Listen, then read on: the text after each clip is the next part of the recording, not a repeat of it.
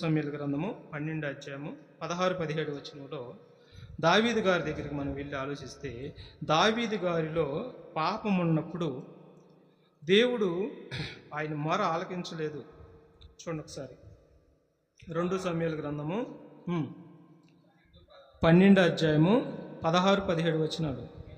యెహోవా ఊరియా భార్య దావీదునకు కనిన బిడ్డను మొత్తినందున అది బహు జబ్బు పడెను. చూసారా, మొత్తాడు దేవుడు. పాపం ద్వారా మరి అక్కడ ఉన్నటువంటి మరి పుట్టినటువంటి బిడ్డ ఆయనలో పాపం చేశాడు, ఉరియాని చంపిస్తాడు. ఆ విధంగా పాపం చేస్తే ఆ బిడ్డని దేవుడు మొత్తేసేసాడు. అప్పుడు ఆ బిడ్డ కోసం 7 దినాలు ఉపవాసం ఉండి అన్నపానములు మానేసి ఉపవాసం ఉంటాడు. 7 దినాలు అన్నం మానేసి ఉపవాసం ఉండ దేవుడు వినడం. అంటే ఏమర్థమవుతుంది ఇక్కడ?